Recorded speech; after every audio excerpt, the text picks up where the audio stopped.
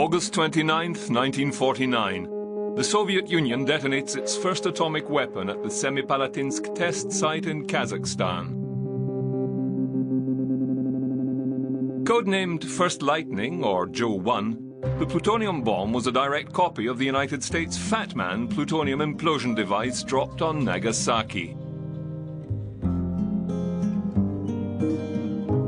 To maintain their dominance in the post-World War II environment, Stalin was desperate to obtain the atomic bomb technology.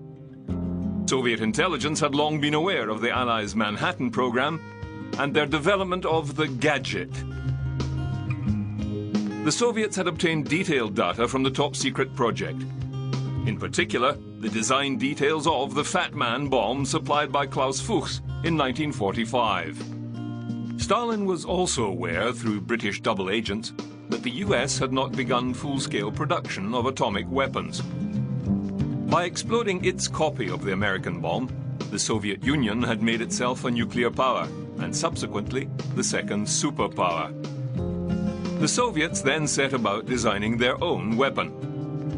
It took 2 years before a second, but originally designed bomb was detonated, leveling the playing field.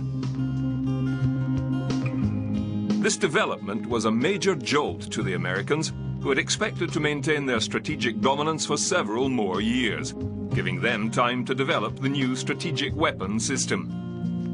The pressure was on, and the United States focused on combining the two emerging technologies, nuclear weapons and ballistic missiles. The United Nations also reacted to this military development and the dispersal of atomic technology, although little could be done.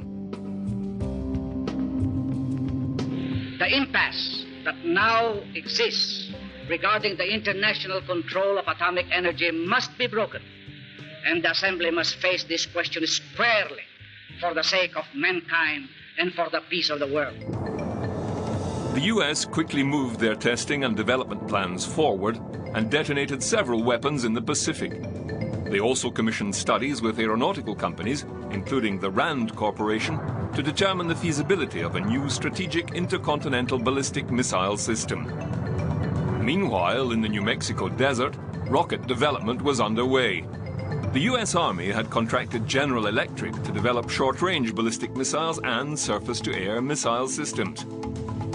Called Project Hermes and based at White Sands, New Mexico, GE enlisted the services of Wernher von Braun and his team of German scientists, their aim to transfer as much technical knowledge as possible to US researchers. Under the codename Paperclip, Wernher von Braun and 126 fellow scientists from Peenemünde were resettled at Fort Bliss near El Paso. Some of the scientists had been members of the Nazi Party, and some linked to the slave labor camps utilized to build the vengeance weapons during the war. US officials were of two minds. The scientists had advanced knowledge and technical expertise in rocket construction, but many were also tainted with this suspicion. They kept the team out of the public eye and in isolation, but allowed them to proceed slowly with their work. The bulk of this research consisted of assembling and launching the captured V-2s. Between April 1946 and September 1952, over 64 V-2s were assembled and launched at White Sands. Design modifications and additions to these V-2s included testing an onboard ramjet engine, radar guidance and control, adding a second stage of a WAC Corporal rocket, which was designated Bumper. Half a dozen flew at White Sands and 2 from Cape Canaveral. The Army also fired a V-2 which carried a rhesus monkey called Albert, who became the first animal to fly the rocket. He did not survive the experience. All this research went directly into the development of the Redstone ballistic missile. At this time, a Dr. James Van Allen was assigned the job by Johns Hopkins University to find a sounding rocket to perform high-altitude near-space research. He had found the V-2 too heavy and unsuitable for this work and approached the company Aerojet, who had developed the WAC Corporal rocket for the Army. Aerojet combined their WAC Corporal booster with a first stage developed for the US Navy called a Bumblebee. Hence the Aerobee sounding rocket was created. Fired from a 53-meter tall launch tower, the Aerobee could take a scientific package weighing up to 68 kilograms to an altitude of 130 kilometers. Including its many variants and improvements, the Aerobee performed some 165 launches between 1948 and 1958. The scientific research gathered was critical for later rocket programs, including the Apollo project. It also allowed Dr. Van Allen to study radiation conditions outside the Earth's atmosphere, a research project that would later lead to an unexpected discovery.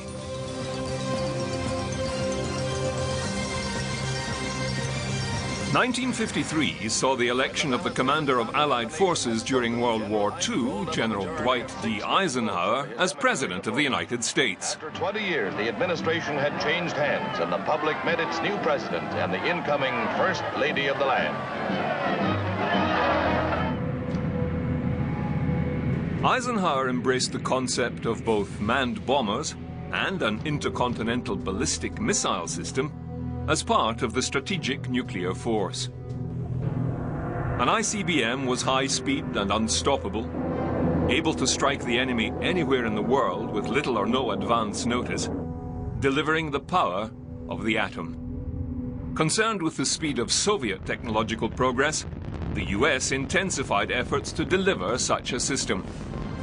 The missile race was on.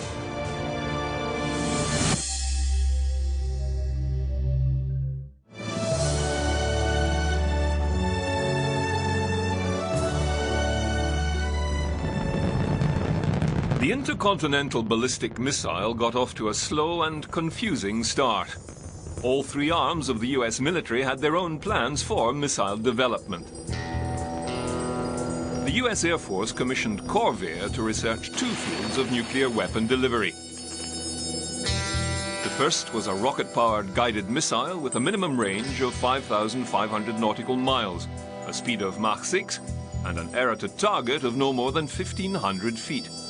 This project would become known as the Atlas ICBM.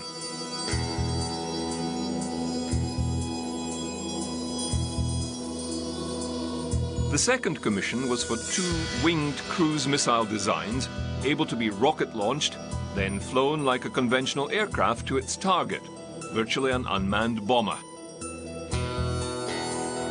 Americans shouldered an additional burden in the struggle between East and West, where the race for atomic weapons assumed new proportions and guided missiles took on new importance. The Matador, which someday may carry an atomic charge, was one of America's answers in the armament race, a contest that is the insurance of the free world against slavery.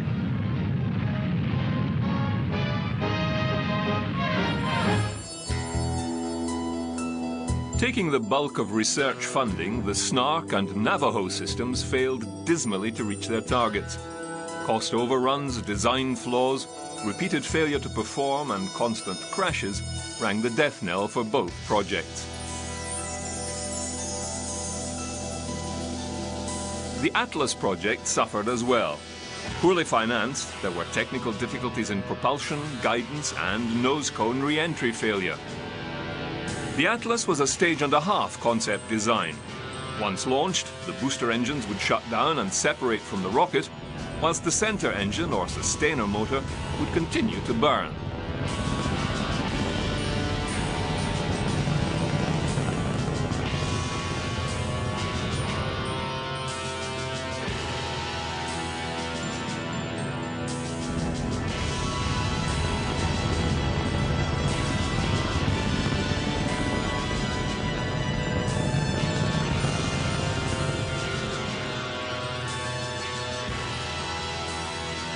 Late in 1953, the Atlas program got a boost.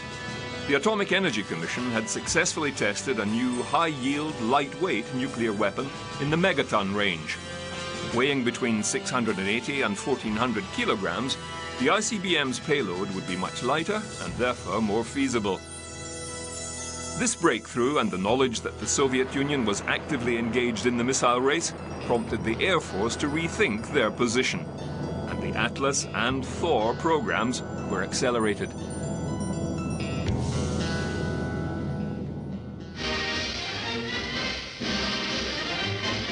1953 for Americans was a year of change. It saw soldier-statesman Dwight D. Eisenhower take the oath of office as the nation's first Republican president in 20 years and receive the good wishes of his predecessor, Harry S. Truman. The new chief executive took the reins of government at a climactic moment in the country's history when the solution of foreign and domestic problems pressed for early decision. With a resounding political victory behind him, he faced... With the death of Stalin in March 1953, Nikita Khrushchev became the first secretary of the Soviet Union. A reformist with a growing power base, Khrushchev wanted to reduce military spending but maintain parity with the US. One option was to use the deterrent effect of strategic ballistic missiles. He encouraged ICBM progress under Dmitry Ustinov, the head of missile development, and their chief designer Sergei Korolev. By early 1954, the Western Development Division of US Air Force was created and put in charge of Atlas and newer Titan systems, specifically to develop and put into active duty at least 3 wings of ICBM missiles. Planned were 120 Atlas and Titan missiles by the early 1960s. The following year saw plans modified. A total of 80 missiles, 40 Atlas and 40 Titan, were approved for Strategic Air Command by March 1961.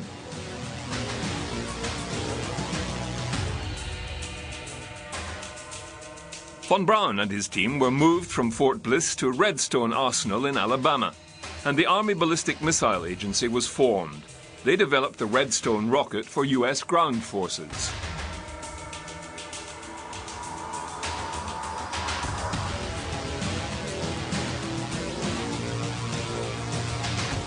In 1958, Operation Hardtack used 2 Redstone rockets to launch the first missile-fired nuclear test into the atmosphere over the Pacific Ocean.